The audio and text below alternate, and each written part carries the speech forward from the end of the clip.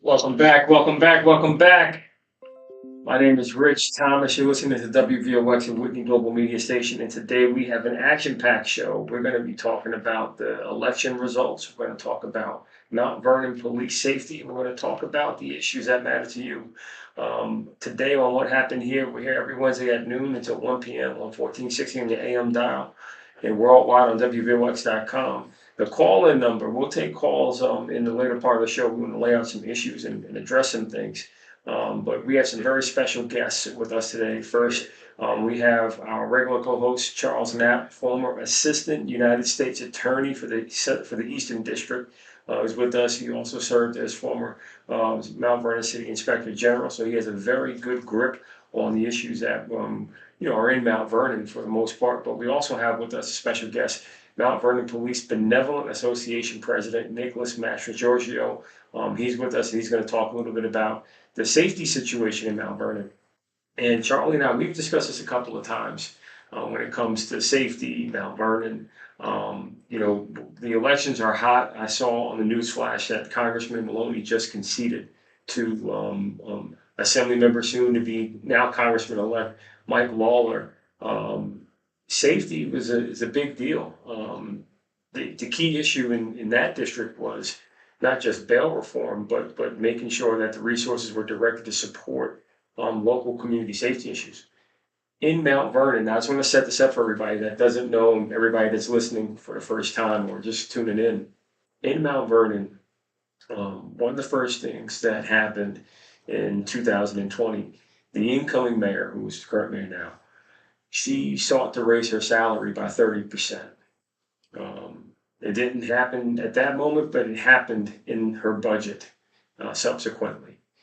Then, on top of her 30% salary increase, she sought to increase the salaries of her political appointees by 30%.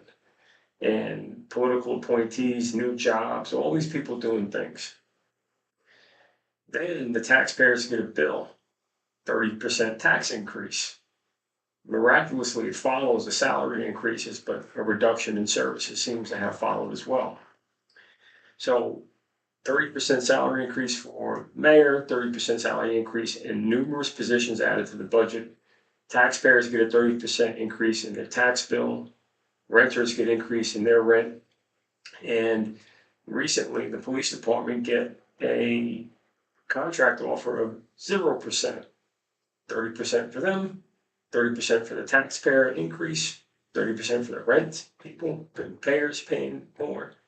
Police get offered 0%, 0%, 0%, and maybe they'll pay 7% in year 2024, 2025. Maybe I'll pay you for a hamburger today, but I'll pay you on Tuesday. I mean, that's what it seems to be. So that's what's going on, and it's a disgrace, especially since, there seems to have been lots of money available to address the issues in the city. And this brings me back to Charlie. I'm going to ask you, Nick, to comment in a second about how you and your police members feel about that scenario. But in fact, why don't we hear Nick, you talk about that, and Charlie, you can talk about how when you flagged millions of dollars possibly missing, it was met with silence. But Nick, thanks for joining the show. Thank you. Thank you for having me, Mayor. To speak about how we feel, I mean, the men and women of the department are disgusted, disheartened, demoralized, and they feel like we're getting treated like zeros. For all that they've put into that job and into the city over the past 5 years, we went through COVID, we went through police reform, George Floyd. They gave their heart and soul to the city, and these guys got a slap in the face from the mayor last week. And I mean, the general vibe and the feeling amongst the men and women of that department is that they got to get out of there. They're not happy. They don't see any light at the end of the tunnel, and they think the only option is to leave. How many officers have left since 2020? I know that badge drain was a challenge that I faced, but I made sure to work around and try to address the core issues by giving the police a real contract and respect. But I just want to remind everybody, before George Floyd, there was Philando Castile, and there were other police interactions with unarmed black people that caused major tension. But we were the center of attention in a positive way, dancing down the steps of City Hall, to be specific, with the late Fatigate, who was our police commissioner back then. But nonetheless, I just, can you talk a little bit about how many police members left since 2020? Sure. Since Mayor Sean Patterson Howard has taken over, we have lost over 100 officers, and this is we're a department budgeted for right now 201 police officers. We've lost 71 to transfers and about 34 to retirements under this administration. So that's half the department turning over in 3 years. That is astounding. Now, we're going to come to another astonishing fact, and this brings me to you, Charlie. Can you just talk about, back in 2019, you saw something with the controller then, Deborah Reynolds, who was doing something funny with the Munis system, and then you were seeing payments go out, but you couldn't figure out what was happening with that. Fast forward to 2022, a state audit comes out by Comptroller DiNapoli that says $178 million is missing. And then he adds, well, here's a bullet point, $25 million of payments issued by the former controller without the mayor's counter signature. We don't know where it went. What do you have to say to that? Well, let me just start by, again, saying thank you for having me on the show, Mayor. It's always a pleasure. I'll make a general point first on your first issue, and it's this. In politics, it seems to me, not being a politician myself, that you have one of two ways to go. One is you can try to increase the pie, the size of the pie, so that everybody can get what they deserve. Or you can grab your slice and let everybody else fight over the crumbs. And it seems, unfortunately, from what the discussion has been so far, that the people who are left to fight over crumbs are among the most important segments of Mount Vernon's government. And to me, that makes no sense. Getting to your issue, when I was the Inspector General, which I will remind people I did for free because the City Council and the Controller refused to put a budget line, even though it's a charter position. They didn't want anyone looking into their business, but I was happy to disappoint them, and I looked into their business. And yes, we uncovered the fact that the then controller was affirmatively acting to undermine the transparent system that showed how much money was budgeted for each department, how it was being spent, who was getting that money. It went from a transparent oversight position to paper that was not shared with anybody. There was no system in place that an outsider could look at. We did uncover a series of wire transfers that were unauthorized because you didn't even know about them.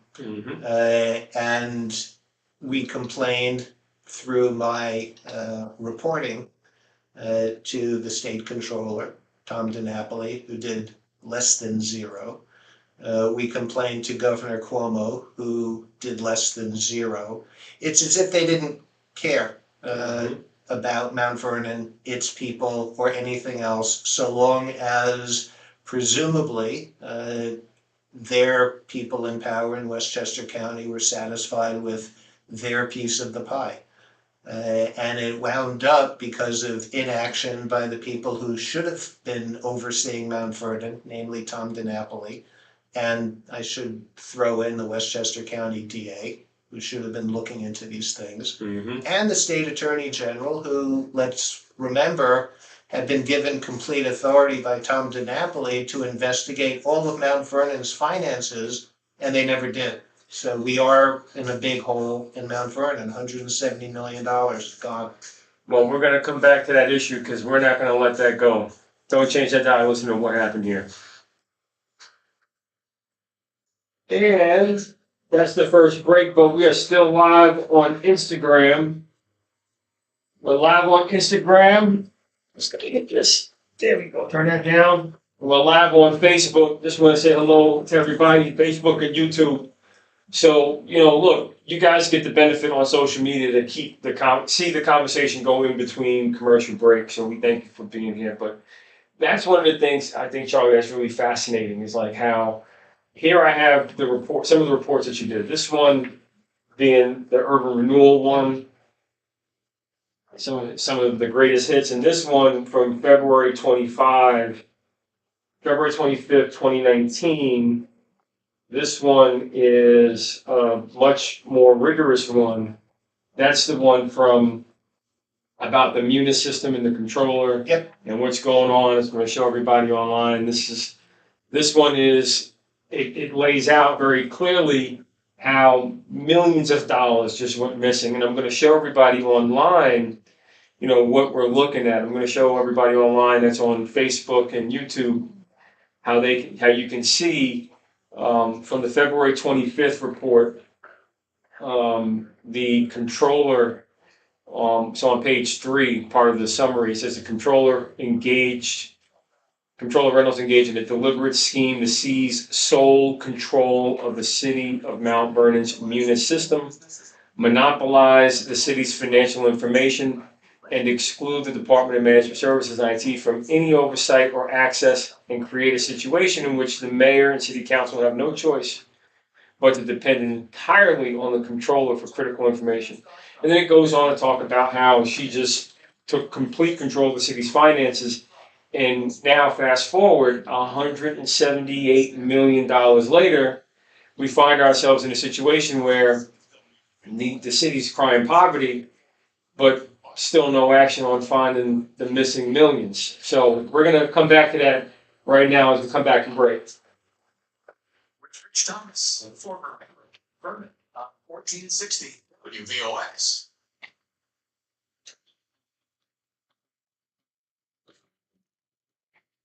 Here we go.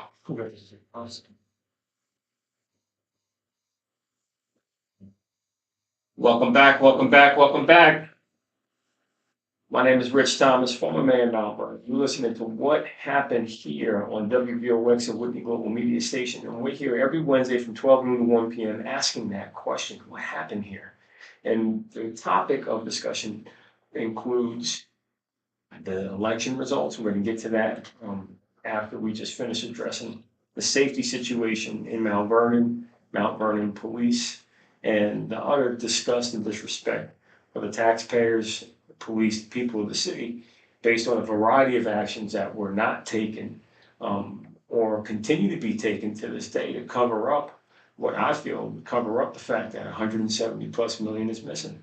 And this partly explains why the police were offered zeros, but it doesn't explain why the administration has not directed an investigation or some kind of pursuit of recouping millions of dollars that belong to the taxpayers of the city.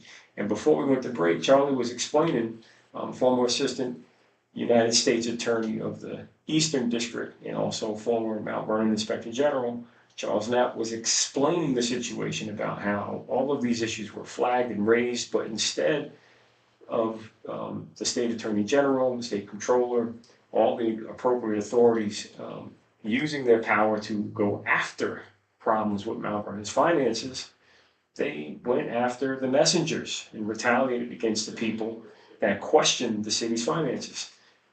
Me being one of them. So I know it's a lot to undertake, but when you look at the latest audit from 2022 by the state, it lays it out straight. Charlie, you were saying before we went to break. Yeah, ultimately what Tom DiNapoli found was 3 years after the fact, everything in my report was substantiated, except that the money kept flowing out since his office did nothing. His major recommendation was, surprisingly, not to issue a criminal referral or any sort of referral to the state attorney general, but simply to point out that, gee, this is a gross abuse of every known accounting practice and please do better. And that is dropping the ball, to put it charitably. It just makes no sense. It does not help the people of Mount Vernon who desperately need help. They need their elected officials to be held accountable. And that hasn't happened, and that's a question for Governor Hochul, now that she's been elected. And we'll see if she sets a new tone, because what's been going on is just unacceptable. And the Mount Vernon Police Department is really the canary in the coal mine on this one, because you get what you pay for. You need law enforcement. People need to feel safe and secure in their homes, on the street, going to school, going to church. Every aspect of their daily lives requires security and safety first. And if you're going to underpay the police, you will have this hemorrhage of talent. And effectively, what you'll be doing is you'll be turning the Mount Vernon Police Department into a sort of training school for all the other police departments in Westchester and other counties where they pay a decent and appropriate wage. And it just makes no sense to me. Well, before we take this call, I just want to ask a question to President Mastrogorgio. Again, we have with us special guest, Mount Vernon Police Benevolent Association, Nick Mastrogorgio, and we're talking about the situation where the Mayor Sean Patterson Howard, raised her salary and then raised salaries and expanded positions for political appointees, raised taxes by 30%, and effectually raised rents, but also now gave a zero-based contract to the police department. And just want to talk quickly about the missing money in the city and what, if anything's being done. And I just want to read this to you.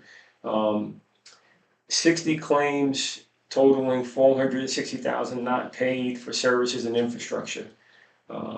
25 unauthorized electronic disbursements and 3 withdrawals totaling $16.4 million. I'm going to say that again. 25 unauthorized electronic disbursements and 3 withdrawals totaling $16.4 million made by the past controller. And then they want to complain about Richard Thomas for asking questions about this. How do you feel? Do you think if the city had $16.4 million in its coffers, you would have gotten an actual contract that was respectful from this administration, from the city? I think with $16.5 million, every employee in the city, all the unions that are out of contract could get brought up to date and get respectful contracts, without a doubt. I mean, that's far more than we need to get the same contract that the fire department got, that they actually signed with you before you left office. So, yeah, definitely. That was the second contract they got, by the way. Yes, yes. And again, 16 million is way more than we would need to get that same contract, bring us up to date, pay our officers retroactive pay for the 5 years they've been without a contract, and effectively bring us a lot closer to the rest of Westchester County, and maybe stop being so much of the training ground for the rest of Westchester as we are now. I mean, the people we lost too, you have to remember, they're not always new people. We've lost some of our best detectives. We've lost future leaders of the department that could have been, holding captain and chief positions, people that spent their entire careers here that just gave up because they were tired of the treatment under this administration. And what happens to cases and victims of crime? What happens to them? Well, look, if you're one of the better, more active detectives, a major case detective, it's definitely going to affect the investigation when you up and leave and go to another job. Someone else is going to take it over, but they're not going to be looking at it the same way you were. They're not going to be thinking about it the same way you were. And they're going to essentially, almost have to start from scratch and build that case back up again. So it's a huge loss. And they're also not going to have the relationships that detective established within the community. Exactly. That's where a lot of the information comes from. We had, as a prosecutor, that's who the agents relied on. Without a doubt. And it's clear. It's important. And that's another thing. I'm glad you brought that up, because that doesn't also only apply to detective cases. When you change out officers and new officers every 2 or 3 years, as we've been doing, they don't have that relationship with people in the community. They're not getting information about things that are happening. When you don't maintain enough officers to have school resource officers, you're not getting information from the schools. And all of this fell apart in this administration. And we're gonna bring it back together when we come back from break. Don't change that dial. You're listening to What Happened Here. It's like the Oscars, you get played on. So for everybody online, just want to say, what's up? Thank you. I know we have a call on the line. Hey, Gerald, who's on the line? Who's the call on the line? You. I'm sorry. Who's the call on the line? I know we have the call on the line, and everybody that's listening. Who's the caller on the line? Hey, to ask Vince if he doesn't mind holding, because we're gonna bring him on as soon as we come back from break for a minute. All right, thank you. So everybody online, thank you for being here. Thank you for joining. Just want to say hello, hello, hello. And yeah, it's wild what happened in Mount Vernon, and I kind of I think it's indicative of why the race is so close in the governor's race right now. It's interesting though that some of the counties having election issues right now. They can't count their votes, so it's unclear as to what's going to happen with that part of the race. But another thing, I don't know if you saw on the news, Ron DeSantis alone got 4.6 million votes. That's a lot of people voting for him for him. Right. And in New York, the governor's race fetched less than combined 4 million votes. Wow. Like Holtzman got 2.3 and he got 2 million, so 4.3 million. Fine. That's the question is, did everybody move to Florida from New York? I guess. I mean, that's They used to. that's what I'm trying to figure out. God's waiting room. God's waiting room. But yeah, it's interesting to see. I mean, all of this. Some Republicans got the Senate now. Is that- No, it's not clear. Oh, it's not clear yet. Okay. No, whoever gets Nevada and Arizona will get 50. Okay. So then that means whatever goes on in Georgia is irrelevant. Okay. Well, Arizona looks like it's going to go to Kelly again, so that's pretty clear. 6-9.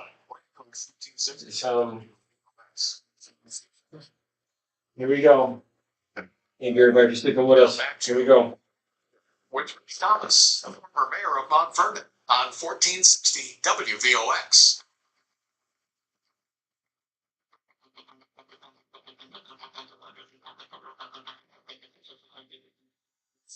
Welcome back, welcome back, welcome back. You're listening to What Happened Here on WVOX, the Whitney Global Media Station.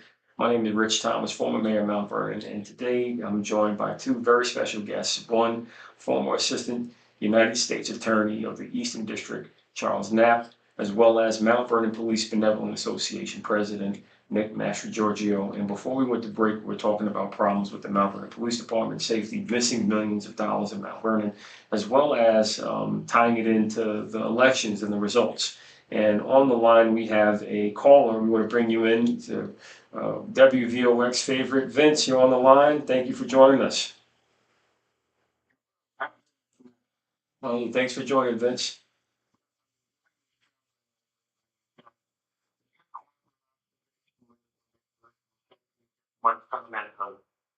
Followed with great interest your tenure as mayor and your efforts to try to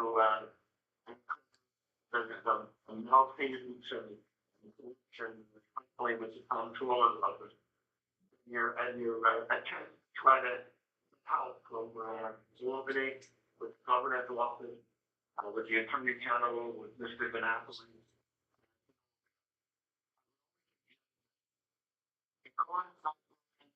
The solid strategies the Holcomb and Andrea Stewart Simpson and everybody else, all of the numbers going on here, right? Nothing wrong with this here. One second. All like Irish people like you, north before. Union.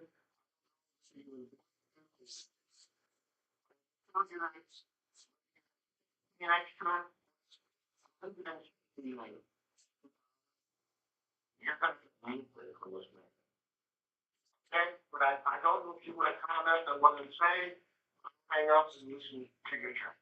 But Thank you, Vince, for your observation and a dose of truth. I mean, the reality is, that's what history shows. When you question power, it strikes back and it fights back. And yes, I got hit for raising these questions, but the results, and I'll be 10 seconds. Got the bridges done, Memorial Field got done, the city's charter got changed, transparency is there. But still, on the city charter, there's massive resistance from this mayor to finish the job and continue doing the job of revising the charter as she is required to do by law. But she continues to avoid that like the bubonic plague. And we had a form of a plague come in COVID, and still that didn't prompt action. Nonetheless, there's just so many issues to unpack, but let's stick with the one here. Look, I know that I will always make the most right decision. I believe in God, I have faith, I have a family, a young family at that, and I don't want to see any harm come to anyone that's trying to do the right thing, especially. But the reality is, our city of Mount Vernon can be much better than what it is. I know I left it in a much better state, but Vince, I thank you for sharing some of those insights because I too share the frustration that many people feel. We feel disinherited and left behind because we really do need the support of our various government agencies to support what the city is doing and trying to do. So safety is one of them, and that's the biggest one. And the fact that this administration hasn't done anything about missing millions, and the fact that there just seems to be no concern about it, it screams, like you just said, that they're here for only the money and the votes. Yeah, if I could just jump in, two thoughts. One is the missing millions. You would think that the Westchester County DA might be interested in pursuing all this. At a minimum, you would think that the city's corporation council would be looking into it. As far as I know, neither is happening. But my other observation is this, and it might strike some people as terribly naive, but I think that yesterday's midterms made an important point. And that point is this, that we live in a democracy, and that means ultimately the elected officials are responsible to the people who elect them, which means that everybody who's listening has an obligation to get involved and to join whatever groups you need to join so that your views can be expressed and heard, and you are heard at the voting booth. And if the mayor is on the ballot next year, and you have some political hack who will just do more of the same and will be very disinterested in locating millions of lost dollars. That is up to the electorate. You get the officials that you support. And if you actually refuse to have your voice heard, you're going to get the worst possible outcome. So I just put that out there to remind people that they have an obligation in a democracy to hold their people accountable, and they should do it. So I just want to say this before, Nick, you comment. I know that the current mayor promised safety but delivered danger. And she promised to support the police, and then she dismantled the police.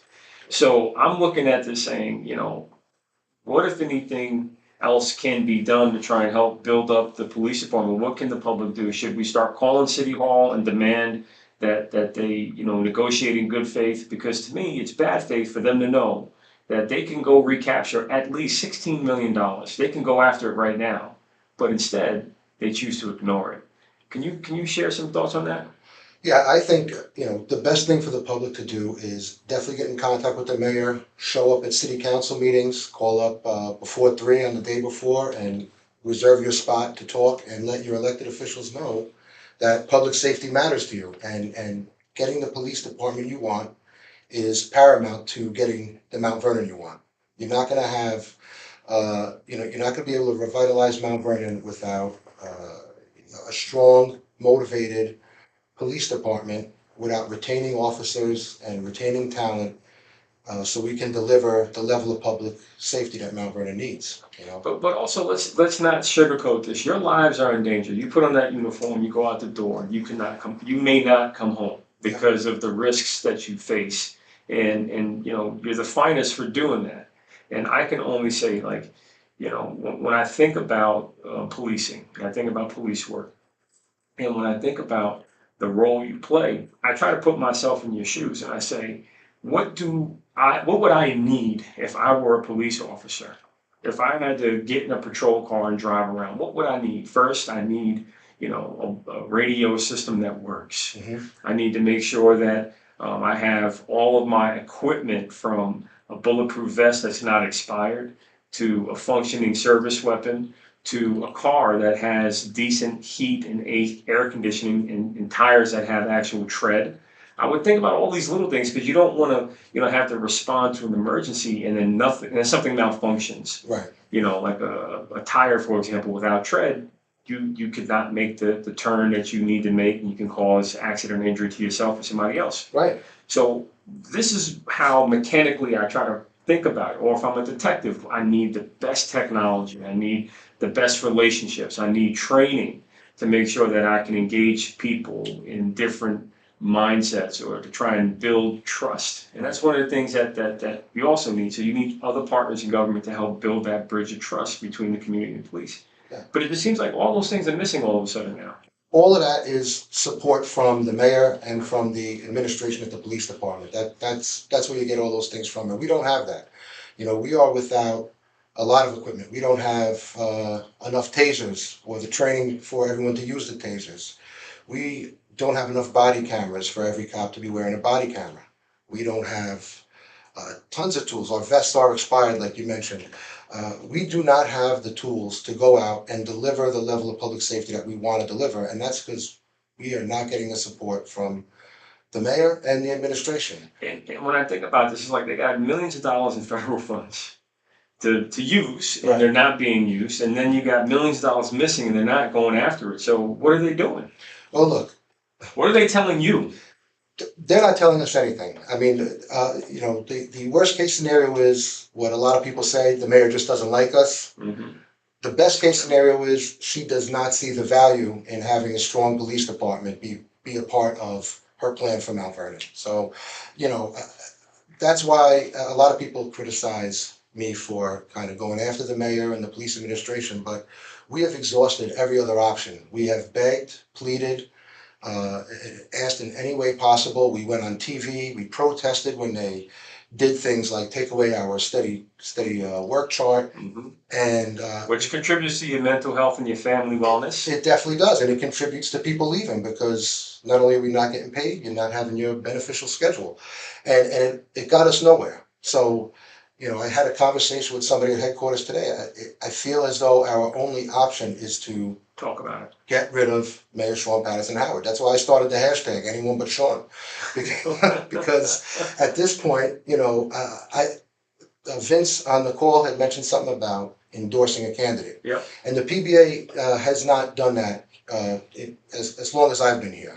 Recently, I can tell you, when I ran in 2015, the fire department endorsed me, and then I earned the police department endorsement. And immediately after that, you know, everything did change, and I will say that I delivered and worked to fulfill every commitment I made to both departments, and I think that's clear through my actions, and also the safety in the city. Right, and that's the point I was getting to. And I think, you know, when I first took over, everybody was adamant that was on the board, and they were all there prior to me being on the board, that we weren't going to endorse anyone. Mm-hmm.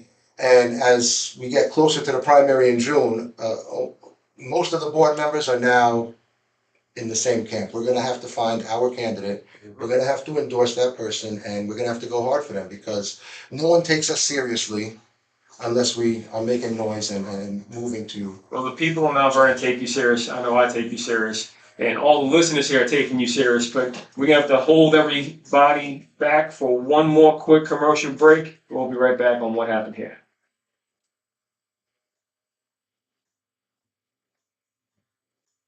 Yeah, the other thing that I think is important was whoever you endorse, you should consider a slate, including the city council, Yeah. because nothing gets done otherwise. then you have the gridlock that the mayor faced where whatever he wanted to do, the city council. So let me tell you about So, the slate situation. So the good news is everybody that was there before, except for one member of the council, is gone.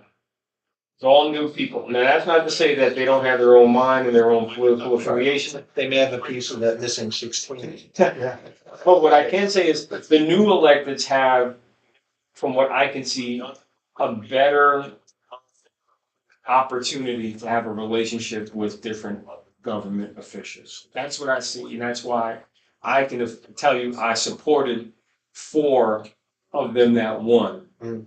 And in this next race, I'm looking forward to supporting more people because I do believe people like Vince are out there that watched, that listened, that feel that, Mount Vernon got a bad deck of cards. They feel I was treated unfairly. I know I feel that way, but whatever the case, here we are. And I think people know that they want to get new people in to finally do the work. And this person that's in now, not to take up too much of the air on this, but all she's done is do their bidding. From giving them projects and giving at least the short end of the stick. And I just don't know what to make of that, other than she's doing their bidding. It feels like the conspiracy is now the reality. That's how it feels. Because when I called this out before, like Vince pointed out, everyone's like, oh, he's a conspiracy guy. Well, this shit happened. right. Yep. So I don't know what to say other than we're gonna have to fight like hell. Yeah, the question always is, what do you do? What's your plan? We're gonna fight like hell. Complaining doesn't get the job done. Unfortunately, I've learned that the hard way. Yeah. Yeah. I mean, but it's easy. It's very easy to not know who to believe when 2 people are arguing. And you as a police, member of the police, understand that you pull up to a scene, Right, you're both coming in. right. I mean, that's basically it. It's like figure out what happened. You're both coming in. That's right. Get over here. Oh, he's not a clown. You're right. That's it. Oh man. What's this last contract proposal the mayor gave us? Yeah. One thing that did annoy me and a lot of the other board members, a lot of city council members behind the scenes Yeah. will show support, but no one spoke out publicly against this contract, and they, Well, they're all being, and this is the thing, that they're out is saying, oh, we don't know the finances. They're saying, oh, there's no money. But now, all right, here you go. Here's an audit that says 16 million is missing. Right. Authorize an action to go after it. Right. There goes nearly $20 million that you can go recuperate. How about it? Yeah, and like I said, you could use that to pay all the unions in the city. Yep. So, It's like, what's up? Why is that not being done? I wish I had that much. Nothing disappears. There's a trail. And I just think about it, and that's where I'm watching these people that I helped get elected. If they're going to be this silent Right. on so much money missing, I wonder how silent they'll be on real investments Right. being made into the department. Will they just say, all right, fine, we'll support it?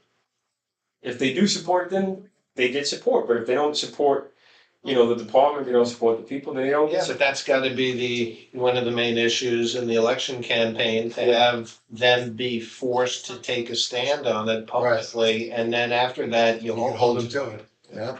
You know what? I would recommend people call the New York Times. Box. Yeah, and maybe you guys should say, if you want the New York Times to ask a question, is this real? Look at this audit. Is this Right. really happening? And I guarantee the Times will respond to you guys because you are Yeah, they'll respond to you. We got very little traction with the on.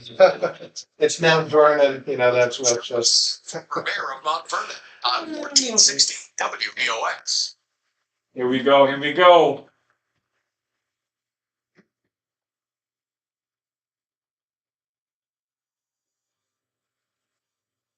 Welcome back. My name is Rich Thomas, former mayor of Mount Vernon. You're listening to What Happened Here on WVOX at Whitney Global Media Station. And we're back for our final part of the show where we're talking with special guests, Mount Vernon Police Benevolent Association President Nick Mastrogorgio, talking about safety issues in Mount Vernon, talking about the rotten police contract that he was offered by the administration in City Hall right now, and made some good recommendations about what the community can do to help support them get the respect and the investment in the department that we truly need. I encourage you all to if you can get access to the show again, you can get it on from WVOX or on my social media feeds. Listen to it. Listen to what's being said. It's a powerful call to action. And with us also is former Assistant United States Attorney of the Eastern District, Charles Knapp, who also was a former Assistant District Attorney in Manhattan, but also former Mount Vernon Inspector General. Has a deep knowledge of what happened and what's going on in Mount Vernon, and has so much insight as to what needs to be done to correct the situation. But as we went to break, we were talking about how everything fell apart. The police department was dismantled, and when you look at what is being done in many communities around the country, the police departments are not getting the support and they're not getting the respect they need. And the dismantling of police departments, specifically in Mount Vernon, has led to an erosion of trust and support in public officials. And you've seen that play out in many different elections. While there were various rumblings about a big red wave coming, there was somewhat of a ripple. There was some kind of interruption in there, and there were other issues that came in that disrupted the possible Republican takeover nationwide. And one of the biggest issues was abortion and women's rights, which I think that, but also there's another issue that came out, and I saw this on Fox News of all places, was candidates matter. Similar to what you said, Charlie, and there's some rift right now growing with former President Trump about some of the candidates he chose that did not win yesterday.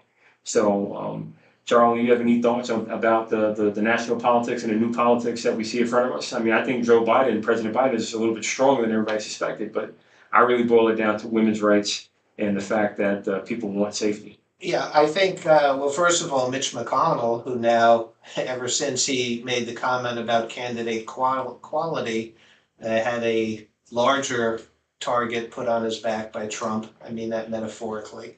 I just want to hasten to add, because our parlous political discussions across the country require that clarification. I think that the Democrats should send bouquets to Justices Alito, Kavanaugh, Gorsuch, Thomas, and Coney Barrett for their foolish decision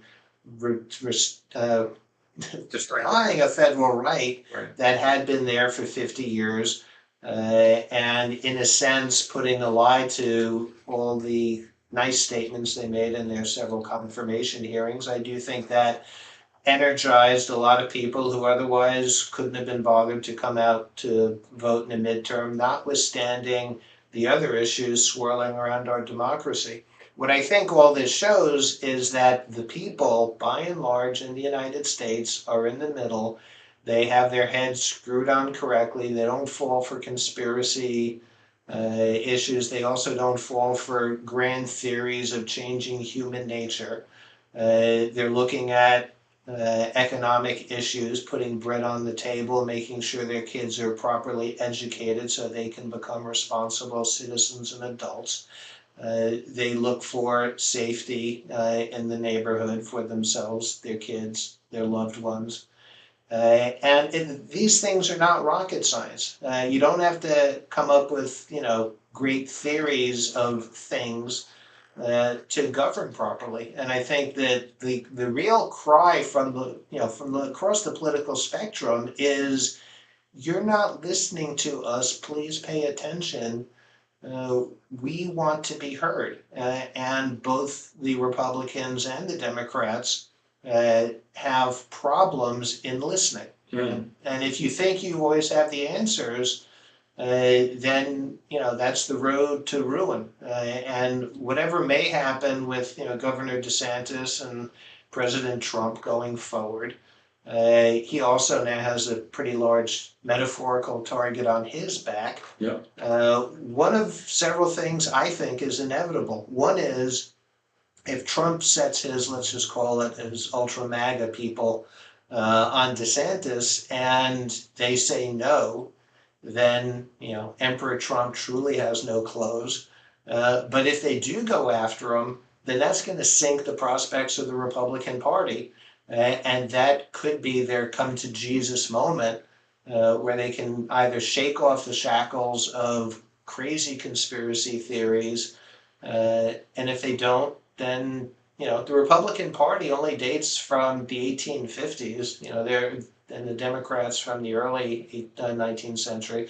They're not here permanently. If they don't represent the electorate, some new party, just like the Republicans in the 1860s, 1850s, will be created and will take over. Yeah, I think that party's gonna look more like Kemp.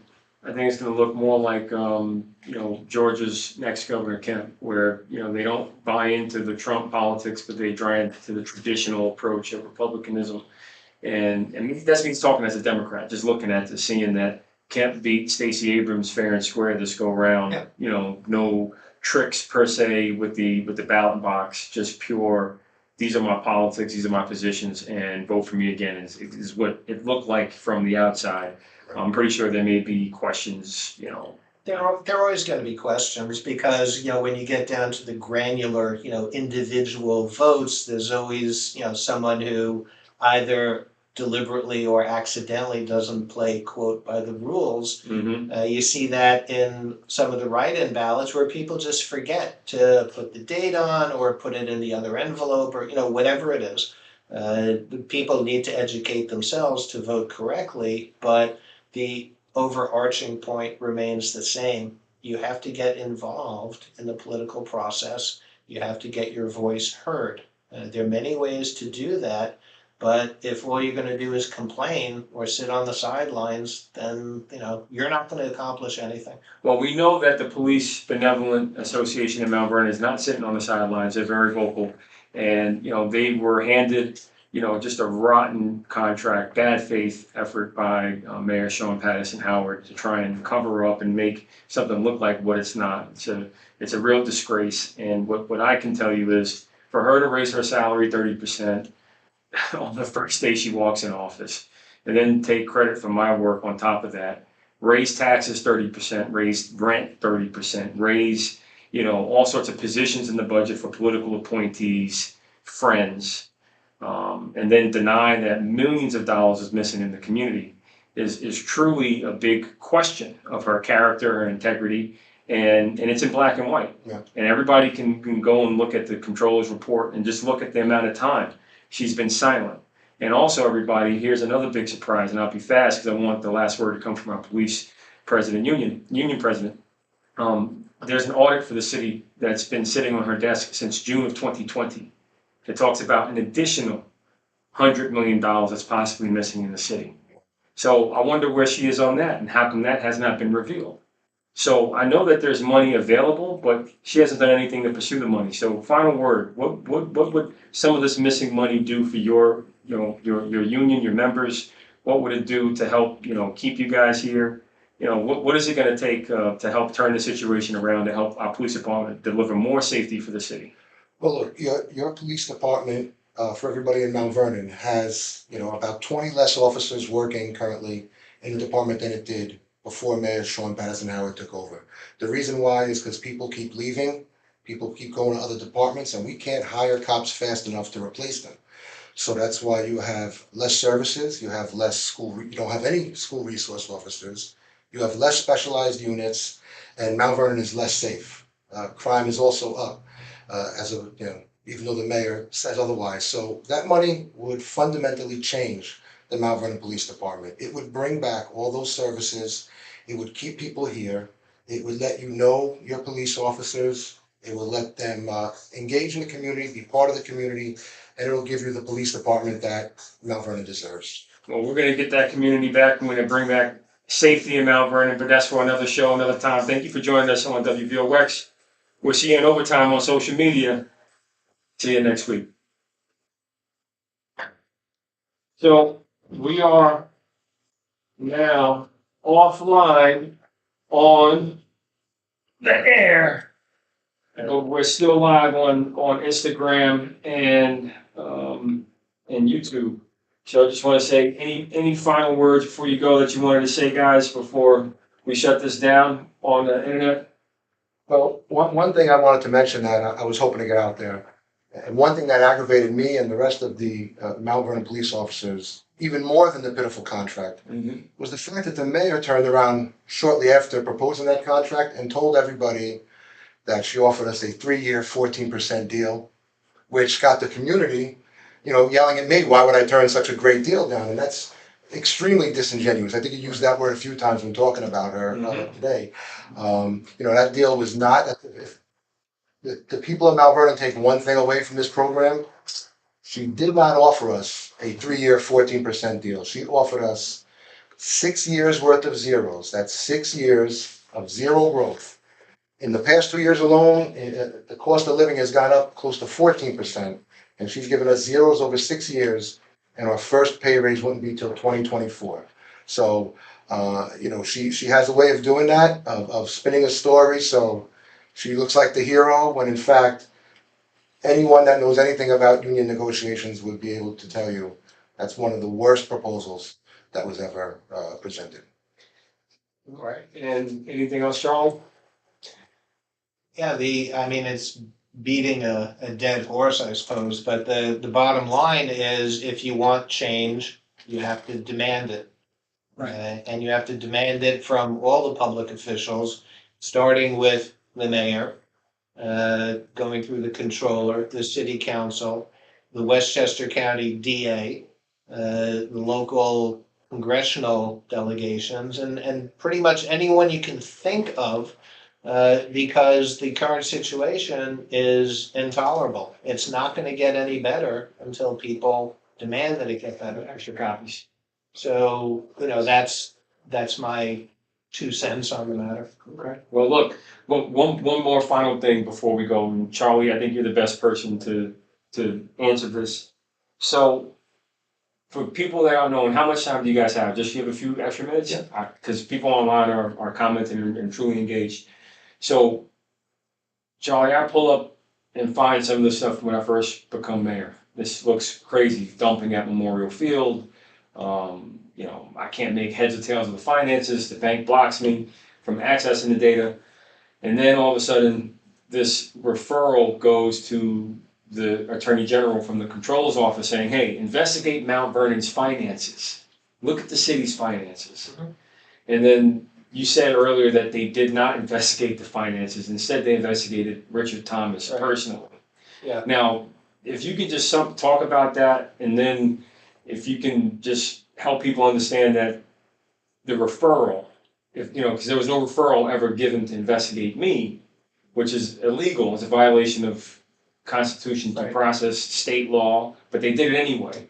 So if you can just tell everybody what happened in your words or in your mind, what happened. Based on what I know and saw, the criminal referral from Controller DiNapoli to the then Attorney General Eric Schneiderman was a pretext to go after you.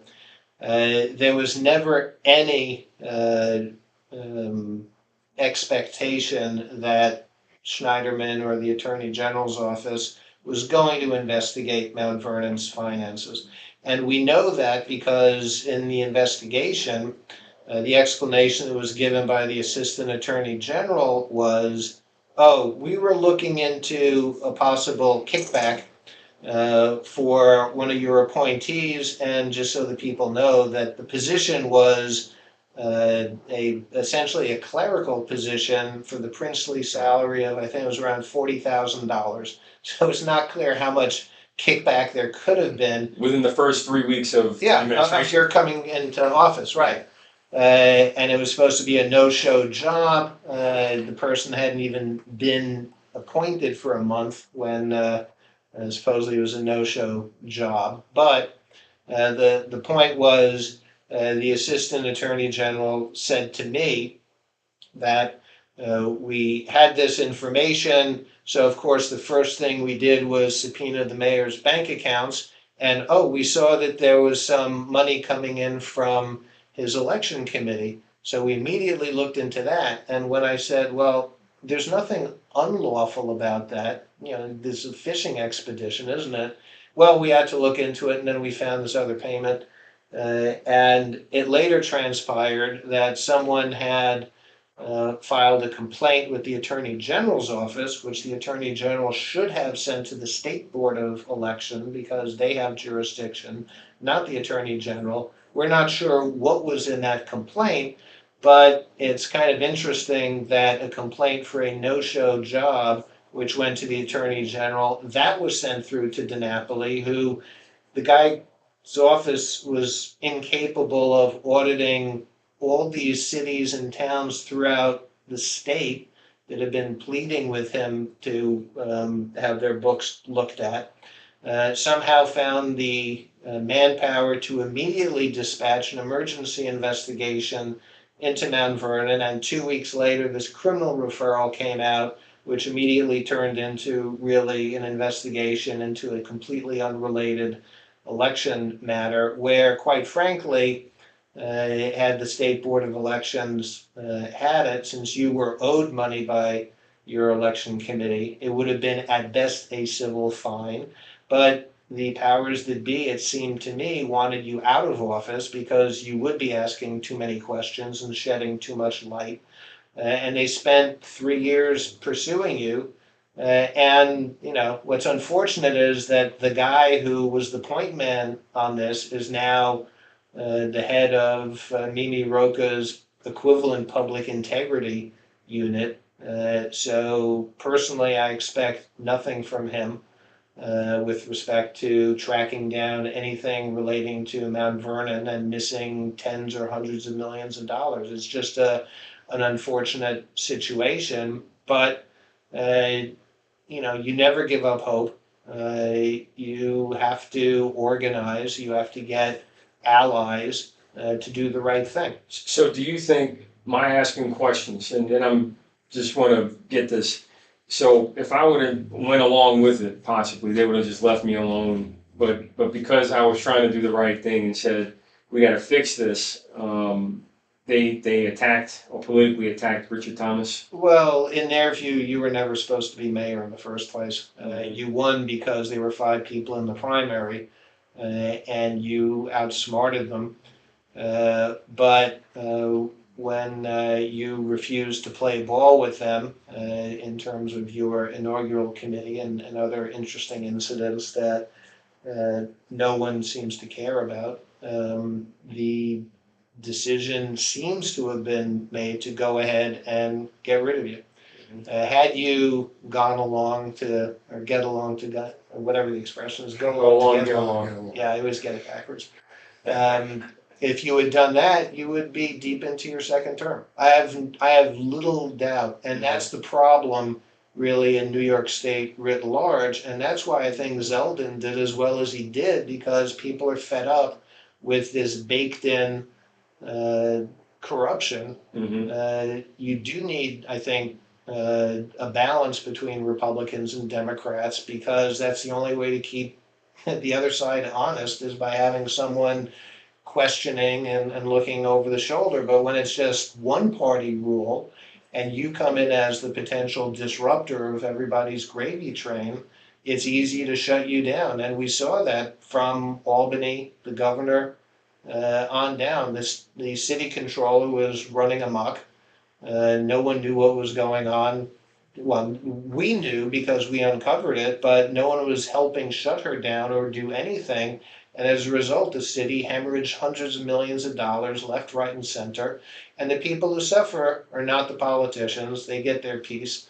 The people who suffer are the people in Mount Vernon, and they have to say enough is enough. So we got a question from online, just 2 more minutes now. First question is, which one is more, $12,000 or 16 million? I think we know that one. Thanks for that question online. But by the way, the 12,000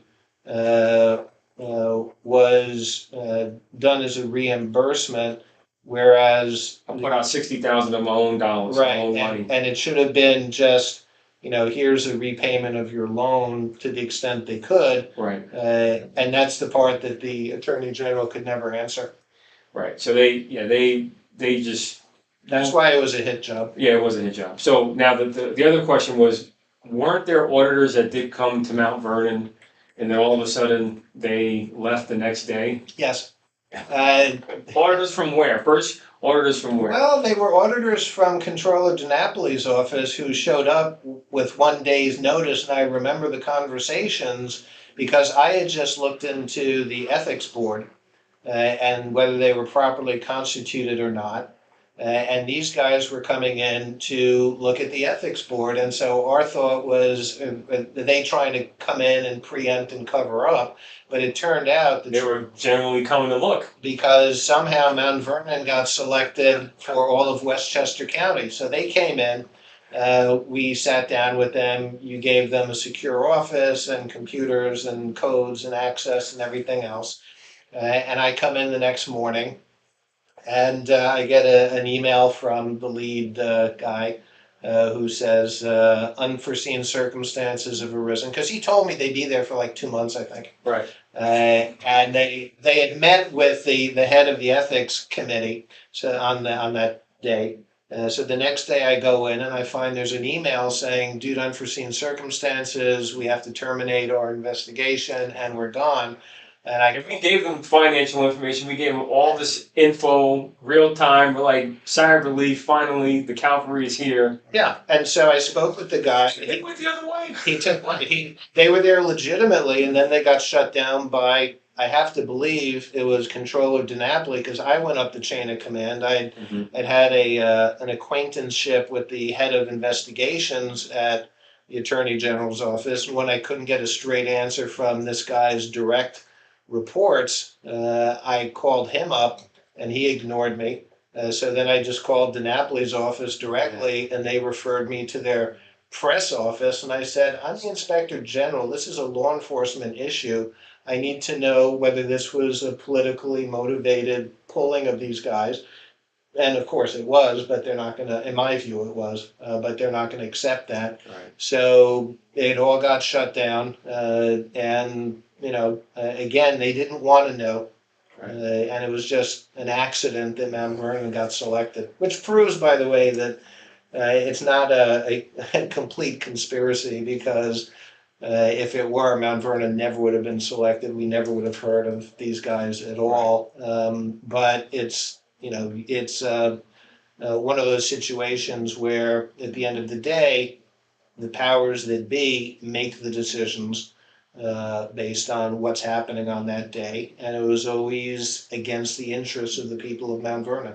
Right, and that's where we find ourselves in this situation where the police get mistreated, the people get abused, the politicians take care of themselves. Yep. And that's why I just wanted you to add that additional context for anybody that's not, able to get it all from the, mini commercial break show. Love the show, love WVOX, but Yeah, I want to make sure we got that in because some people were asking online. right, and the other, and I guess final point I'll make is our media, our journalists are falling down on the job. I have a rule of thumb: when the media reports something as a complete surprise, for instance, Biden's primary victory in South Carolina, Yeah. or what happened yesterday, that just means, to my mind, the media is not doing its job.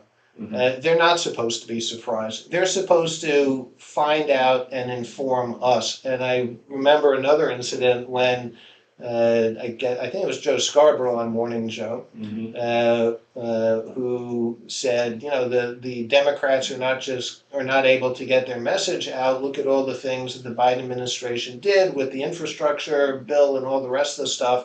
And I'm sitting there thinking, why is that the Democrats' job to publicize these things? The media should be publicizing these things because that is a matter of public interest.